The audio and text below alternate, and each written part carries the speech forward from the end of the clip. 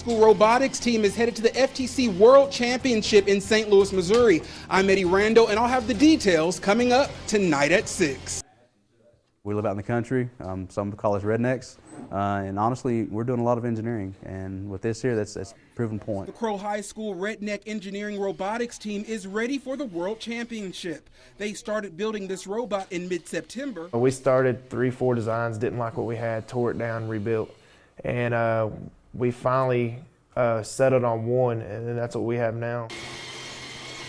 In March at the state competition in Lubbock, the team won the first Tech Challenge Inspire Award, an accomplishment that helped them qualify for the World Championship in St. Louis, Missouri. The team consists of a coach, builders, programmers, and drivers, and takes a lot of teamwork from start to finish. Swing over with it, swing it off the wall. Now grab it.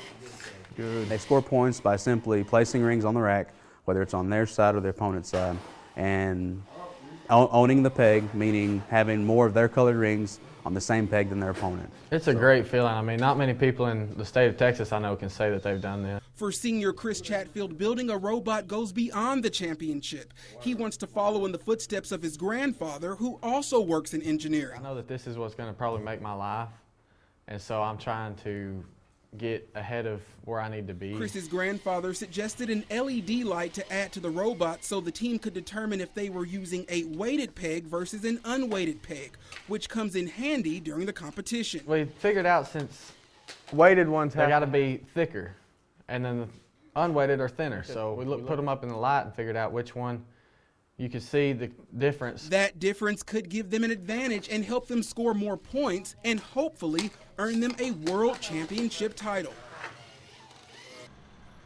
City leaders and administrators at the MPEC say when they first built the event center, they didn't anticipate an ice skating ring.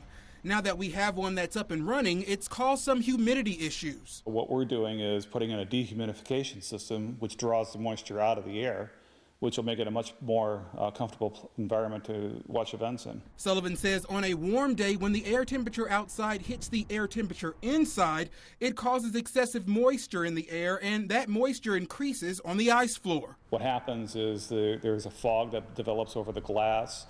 There's a water layer that really develops on the floor itself. And fixing this problem isn't going to be cheap. Officials say it will cost a little over $600,000. Workers are readying the new dehumidifiers for installation. And although some may say it's a costly project, officials with the city say it's a win-win for Wichita Falls. We're going to recoup some of those funds, and it'll actually save us some money on the cost of this dehumidification project. Barham says last year the city had an audit on the city's energy use, and now that conservation measures have decreased consumption, it's starting to pay off. As a result of the electrical savings that we will see, then those savings will in turn be paid back in to fund some of these projects. And officials at the MPEC say those who visit the center will also benefit. I think the air quality will be much better. It won't be as cold.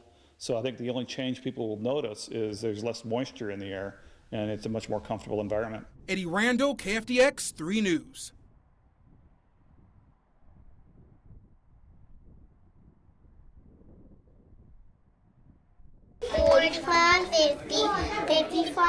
Adding, subtracting, learning patterns. Some may say it's just another ordinary day in the lives of kindergarten students.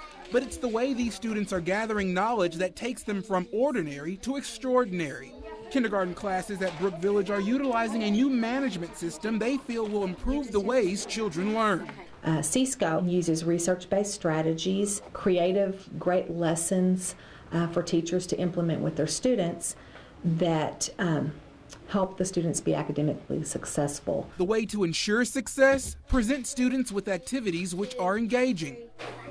Great. Kids need to touch, feel, be involved hands-on in what they're doing. One of the unique elements with the C-Scope program is that it involves parents with the parent portal. This site allows parents the opportunity to see exactly what concepts their students are learning in the current 9 weeks. This learning tool also aims to make sure no child is left behind. No matter what campus you go to, they are addressing the same concepts in the same time frame. So if we have students who move from school to school, they should be able to pick up right where they left off at their old school. All learning is focused on the student, so making sure they are able to understand what they're being taught is key. The students really like the activities that are presented to them. I think in the long run, it's the best thing for our kids.